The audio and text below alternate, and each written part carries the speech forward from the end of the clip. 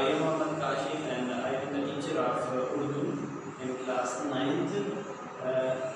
मेरा अगला जो लेसन है वो सबक नंबर 6 है इसी बुक का, हमारी बुक का, जिसका नाम है कि अस्करी ने लड़कियों का मकतब बिठाया। इस सबक को डिफाइन करने से पहले मैं आपको थोड़ा इसके बारे में थोड़ा बताना चाहूँ कि ये उर्दू अदब के लिहाज से अफसानवी अदब में इस सबक को लिया जाएगा।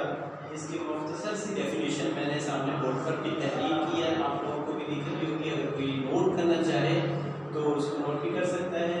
अफसाने को शॉर्ट स्टोरी भी कहा जाता है, यानी मुख्तसर सी कोई कहानी उसको भी कहा जाता है। इससे मुराद नसर में एक मुख्तसर सादा किस्सा है, यानी नसर के अंदाज से लिखा जाए और मुख्तसर सा और सादा सा किस्सा हो जिसमें हमारी ज़िंदगी के किसी एक पहलू को वो डिफाइन किया जाए, बेनिकाब किया जाए।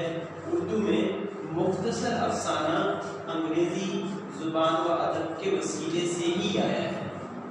फिर बढ़ते हैं आगे, हमारे सबक के जो मुसन्निफ़ हैं उनके हवाले से थोड़े आपको बताते चलें। मुसन्निफ़ का नाम डॉक्टर नज़ीर अहमद दहलवी है और उनकी विलादत 1831 ईस्वी में भारत के शहर बरेलौर में हुई थी।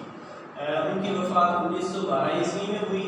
उनकी मशहूर जो किताबें हैं उनमें मरातुल अरूस, तोहफ़तुल मसूद, इब्नुल वक्त और बनातुन नाश शामिल हैं।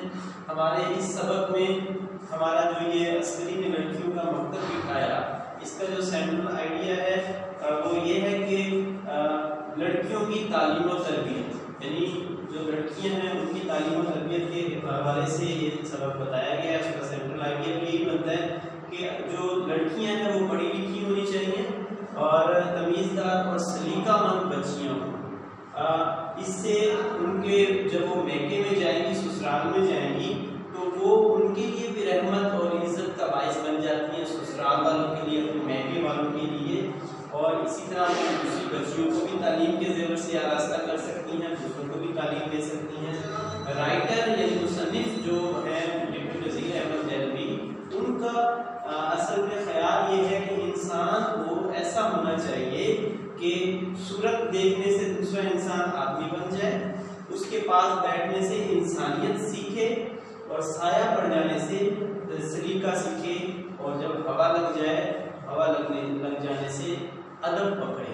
इस पूरे लेसन का मकसद, सेंट्रल आइडिया ये बनता है कि हम बच्चियों को भी तालीम के ज़ेवर से आरास्ता करें, उनकी तालीम और साथ साथ में तरबियत भी करें, ताकि वो वालिदैन की इज़्ज़त भी रखें, वालिदैन की जो इसके अलावा दूसरे बच्चों की भी तालीम को आगे बढ़ाने में अपना किरदार अदा करें। और मकसद सिर्फ यही है इसका कि हमने बच्चों को भी, बच्चियों को